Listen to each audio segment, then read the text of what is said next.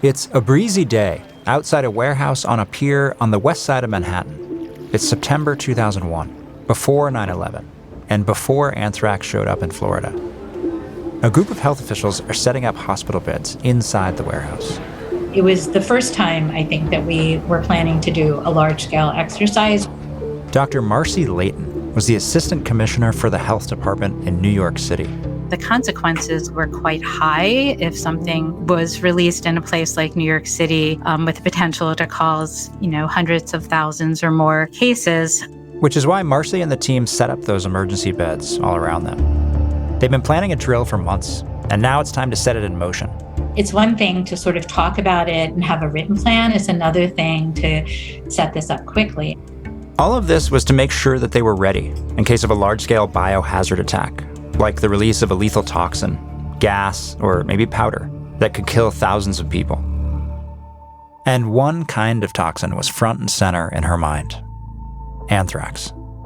Part of the preparation for a large-scale aerosolized release of anthrax was the recognition that we would need to give antibiotics out quickly to potentially a large number of people. Marcy and her team were designing a simulation of a bioterror attack on New York to try to understand how the city could respond effectively. And to accomplish that, they'd hired hundreds of police academy cadets and fire department trainees to act as victims. The plan was the cadets would go through, but then get back in line as new people. The whole thing was nearly ready to go. The NYPD, firefighters, the FBI, FEMA, all the volunteers, and even the mayor at the time, Rudy Giuliani, were all going to show up in 2 days. There was now a sea of stretchers and a bunch of medical equipment on the pier. There was even a delivery of fake antibiotics on the way. We didn't want to waste true antibiotics, ciprofloxacin and doxycycline. So instead of using real medication, they just had two different kinds of M&Ms, one for Cipro and one for Doxys. 70,000 M&Ms, divided by color to stand in for the medicine. They were scheduled to arrive the next day, a Tuesday. Tuesday, the 11th of September. They never arrived. All that we know right now is that two airplanes struck the two large towers of the World Trade Center. We spoke to the White House. There also apparently was an attack on the Pentagon. All of those white hospital beds became ER stretchers for victims of 9/11.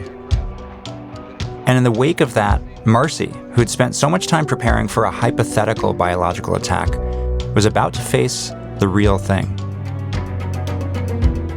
I'm Jeremiah Kroll, and from Wolf Entertainment, this is Aftermath, the hunt for the anthrax killer.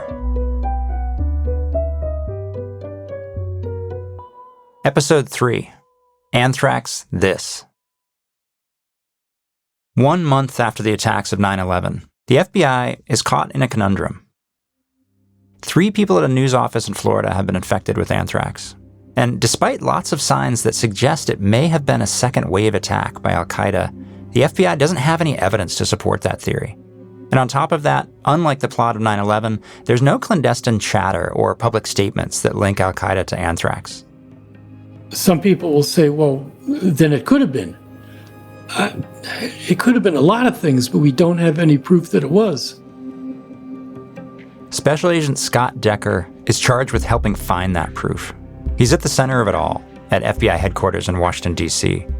His office was just down the hall from Robert Mueller, who was the new director of the FBI, and by sheer bad luck, had been sworn in only 1 week before 9/11.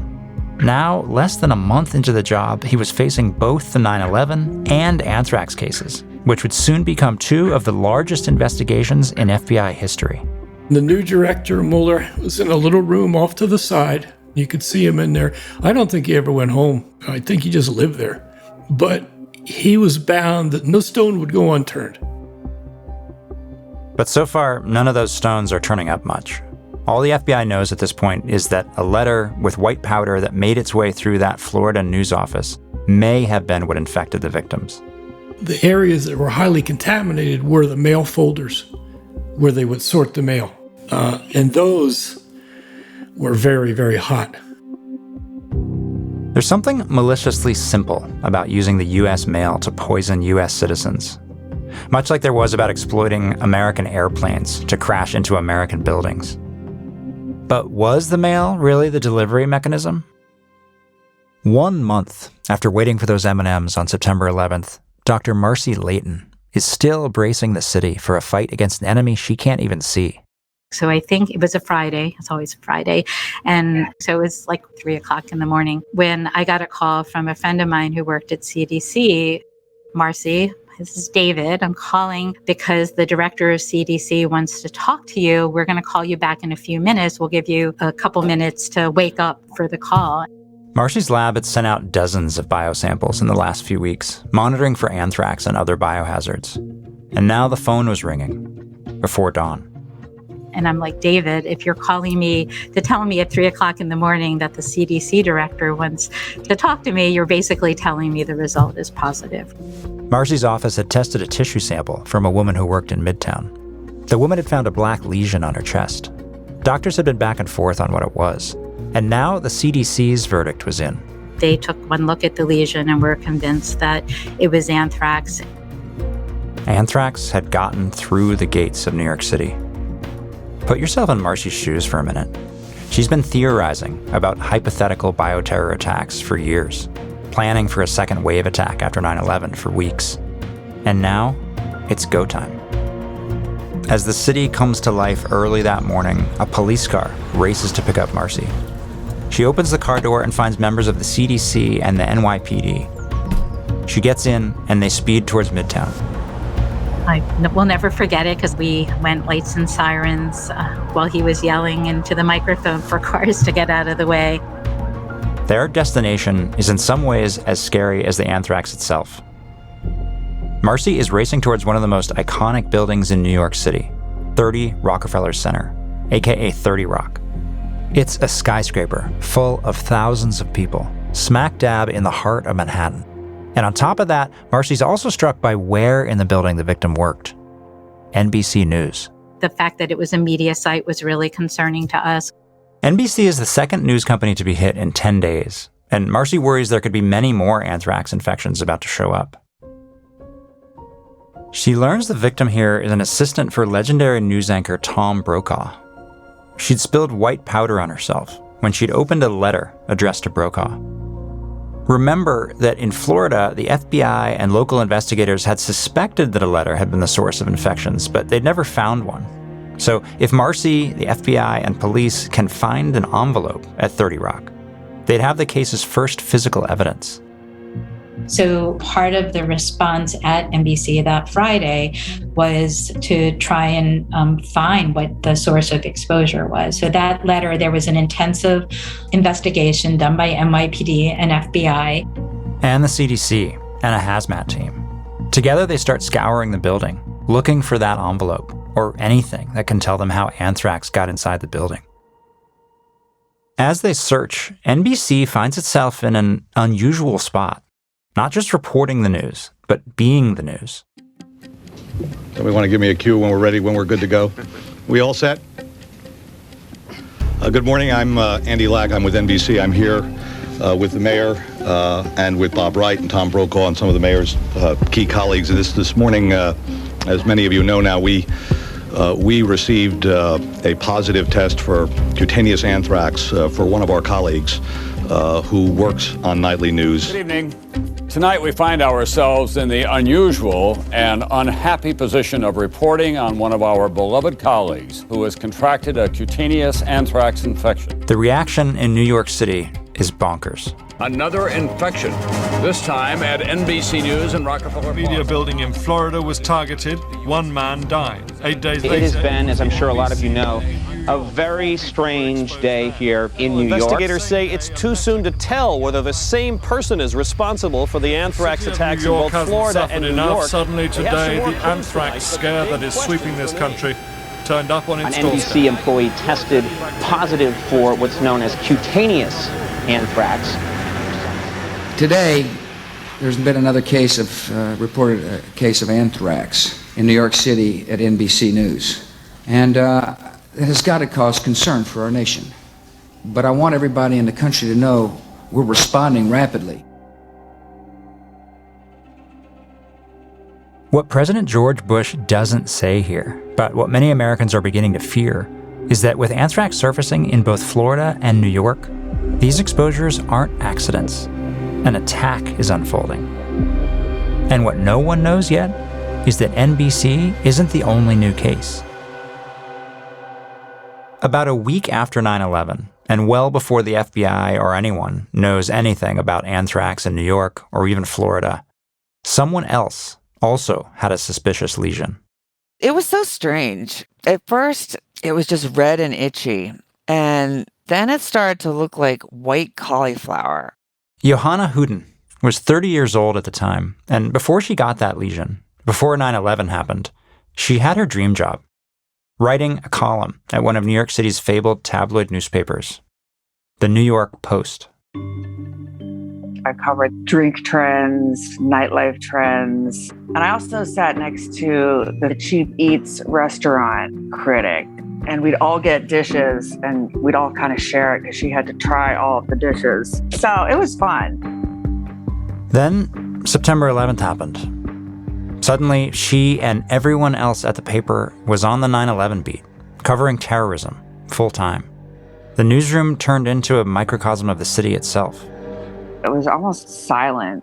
It was so strange. And we would all just kind of look at each other and not a lot of phones were ringing. Then anthrax showed up in Florida.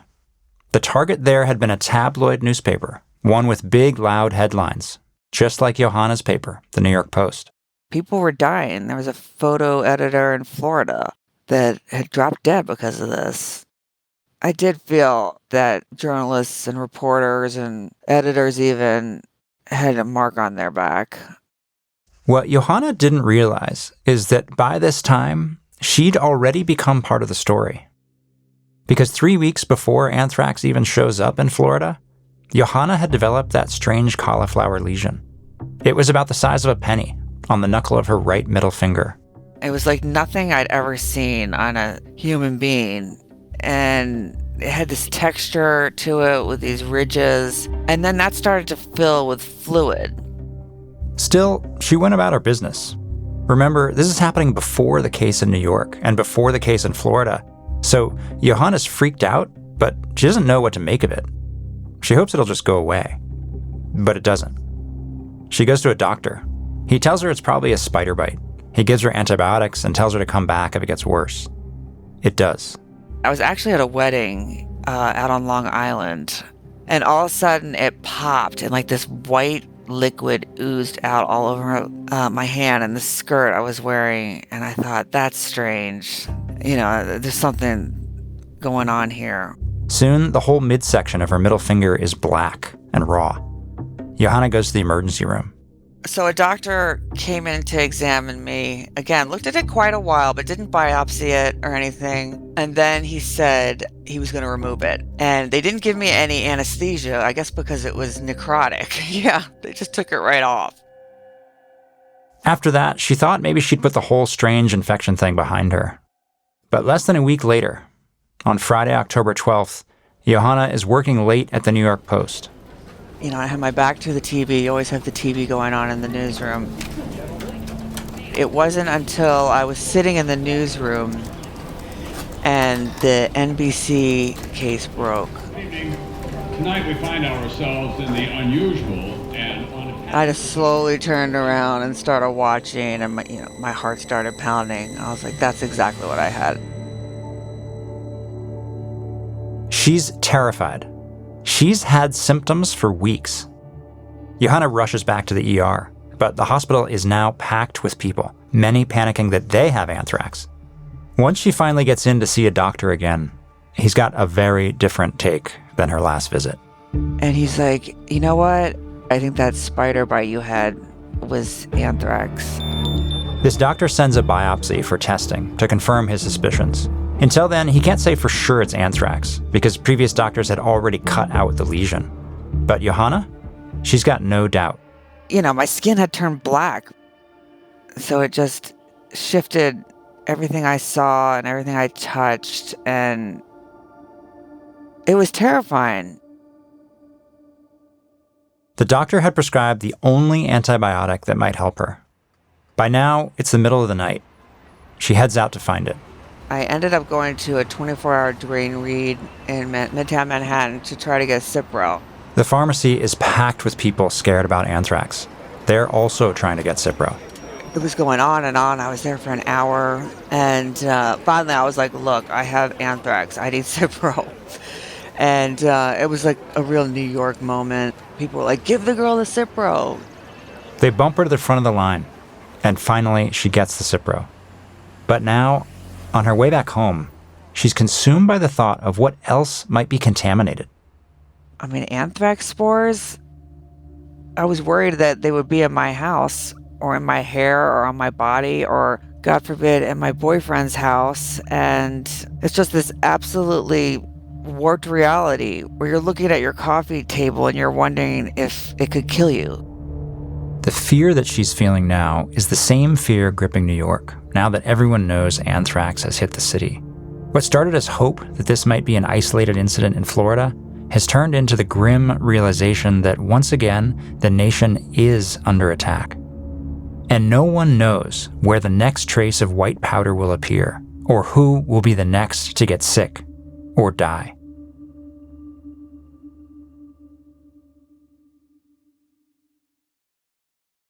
The Brokaw letter appearing at 30 Rock has left New York City in a state of fear and panic, and the FBI is feeling powerless. They still have no evidence in their possession. There's nothing yet to examine or hope to get clues from. So back at 30 Rock, the search is on.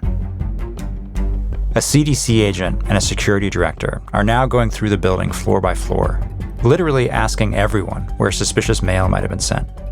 Agent Decker says that this trail, it leads to the basement. They walked in the security office, and there was a security guard with his feet up on a desk, and he's eating a sandwich. And his boss, the director, said something to him. Do you have any letters to Brokaw? Something to that effect.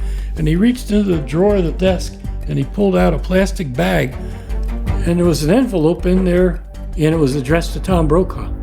They can see there's visible powder leaking inside the bag. The hazmat team seals off the area. There's no return address on the envelope, but there's a postmark, September 18th from Trenton, New Jersey. And inside this envelope is a handwritten letter. It's written in black ink, and the handwriting looks blocky, like a child in grade school wrote it. Starts out 09-11-01, 9/11-01. This is next. Take penicillin now. Death to America. Death to Israel. Allah is great. And penicillin is misspelled. So we don't like America, we don't like Israel, and we sure do like Allah. So it must be Islamic. Whoever did this was an Islamic fundamentalist, fanatic, I would call it. There's a lot to unpack there.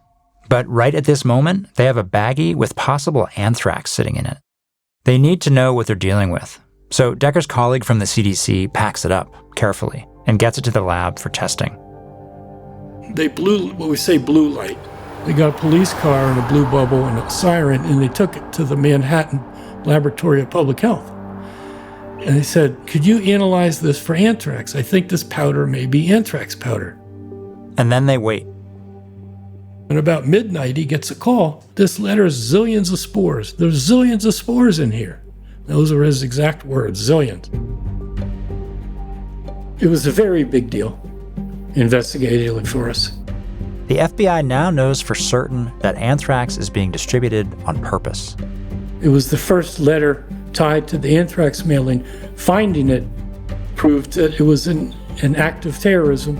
And they now have the physical proof that their theory about the letter in Florida was correct. Someone is using the mail to deliver anthrax. It's a huge break for investigators. But that doesn't quiet the rising panic in New York City.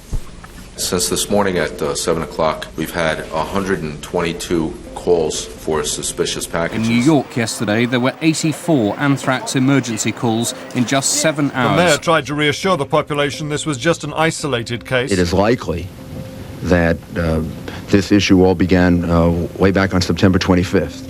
So one piece of good news is that if anyone else was going to be infected, it would have happened by now.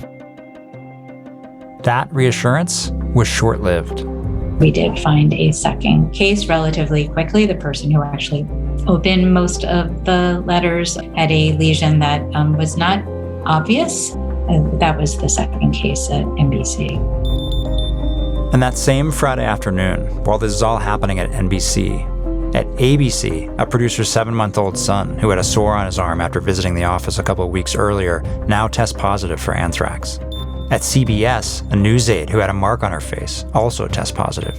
And then finally, reports of our New York Post reporter Johanna Huden's infection come in. The people at NBC, ABC, and now CBS also have people who have contracted anthrax, and in most cases are people who handle mail. So by the end of that one day that started at 3 o'clock in the morning, we had evidence of anthrax at 4 other media sites in the city.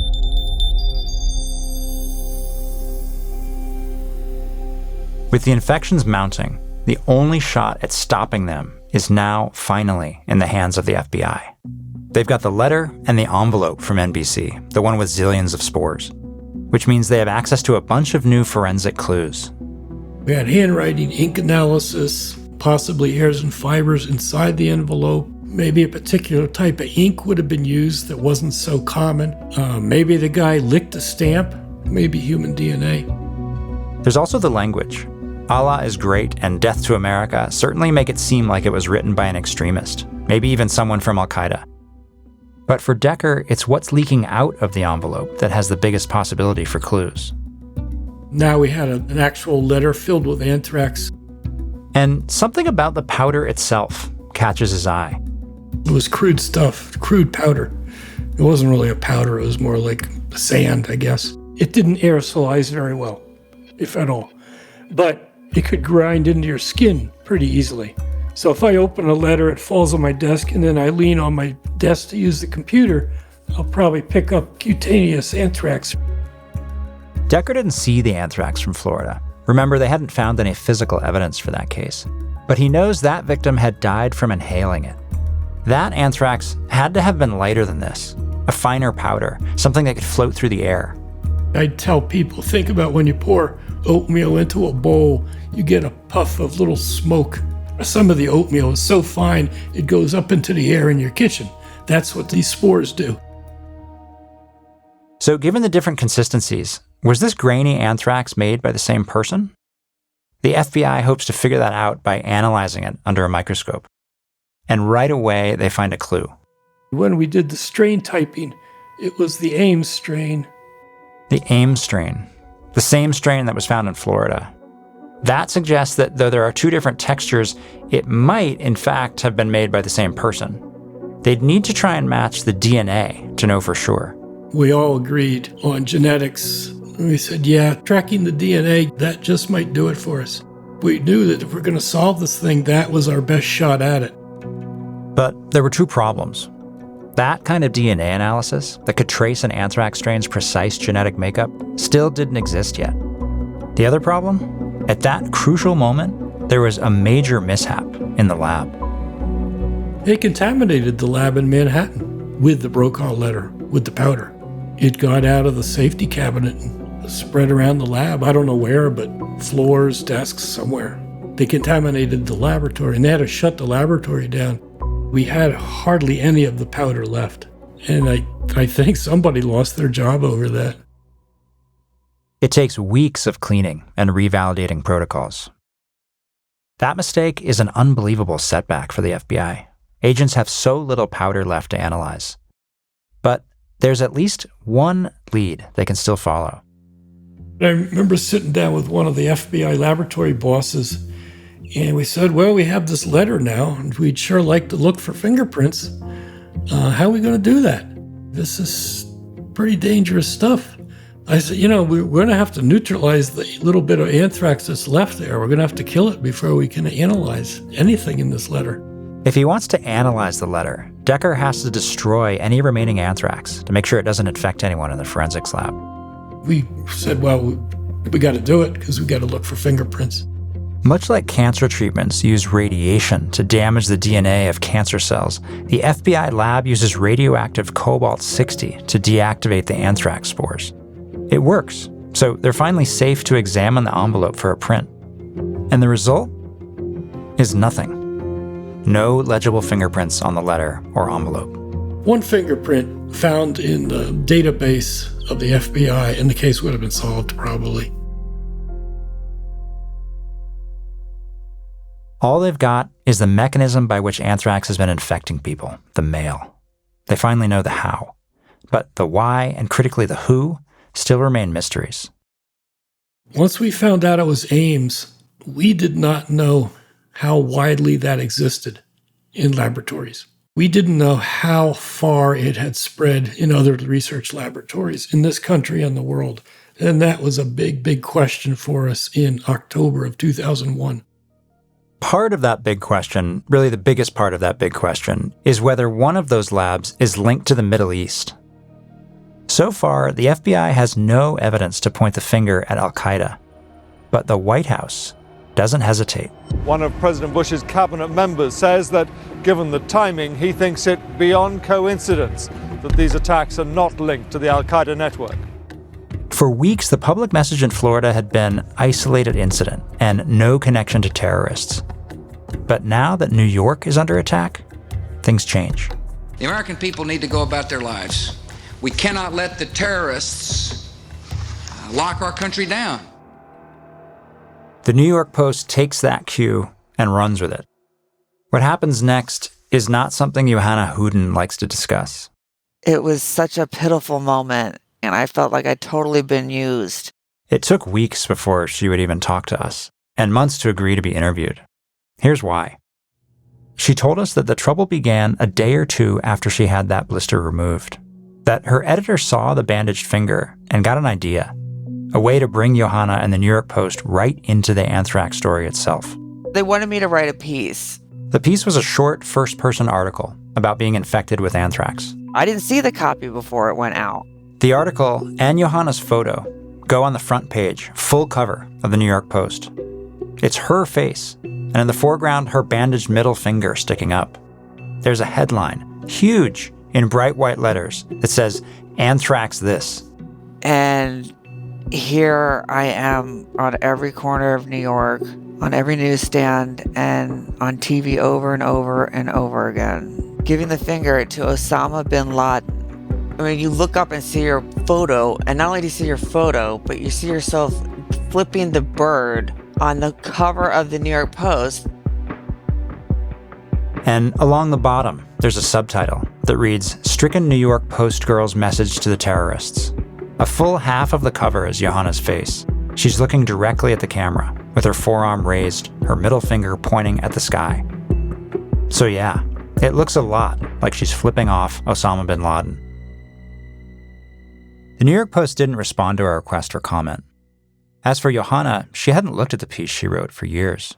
But during our interview, we asked if she'd read it. Here it is. Okay. I haven't looked in this a while.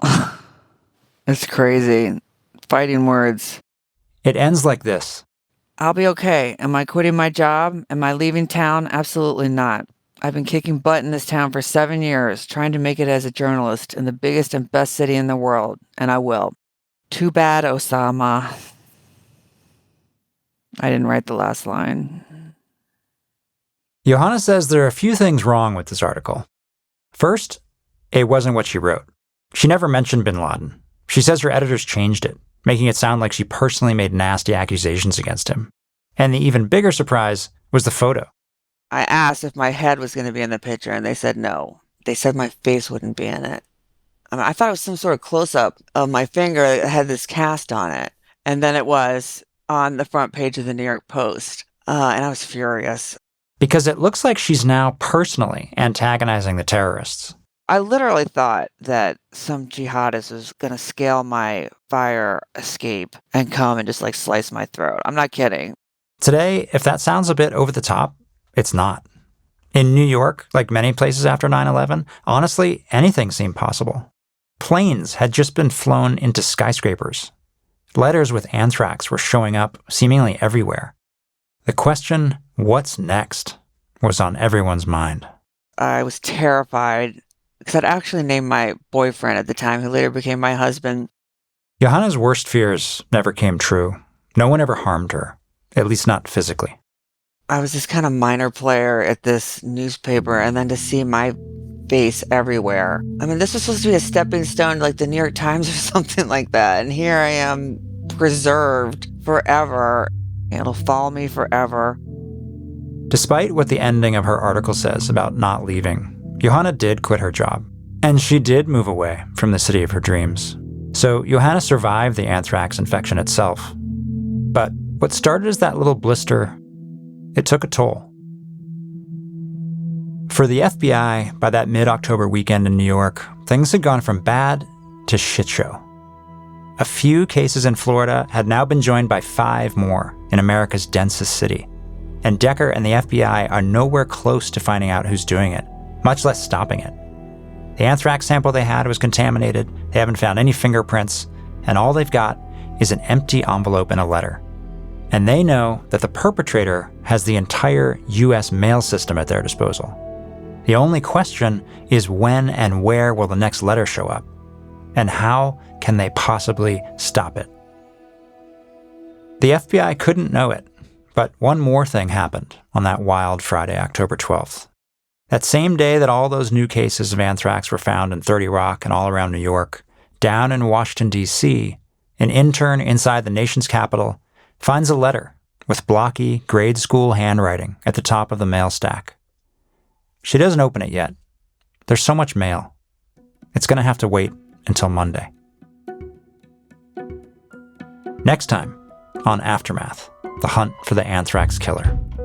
Yeah, I just talked to Leader Daschle. His office received a letter, and it had anthrax in it. The U.S. House of Representatives is closing offices today. Our National Capital Region was just chaotic. It was really a reactive investigation.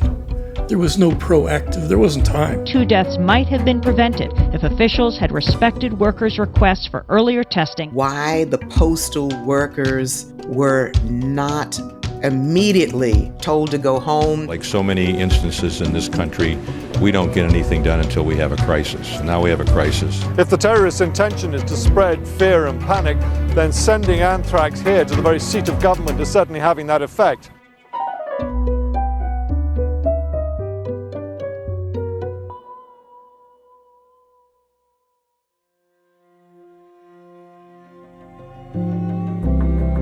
Aftermath, The Hunt for the Anthrax Killer is a production of Wolf Entertainment, USG Audio, and Dig Studios, in collaboration with CBC Podcasts. The series is hosted by me, Jeremiah Kroll. It's created, written, and executive produced by Scott Tiffany and me at Dig Studios. Aftermath is executive produced by Dick Wolf, Elliot Wolf, and Stephen Michael at Wolf Entertainment, Josh Block at USG Audio, and Janielle Kastner at Spoke Media. The series is produced by Kelly Kolf. Story editing by Janielle Kastner. Sound design and mix by Evan Arnett. Original composition by John O'Hara. Production by Spoke Media. Production support for USG Audio by Josh Laulongi. Tanya Springer is the senior manager of CBC Podcasts. Arif Nurani is the director of CBC Podcasts. Thank you for listening.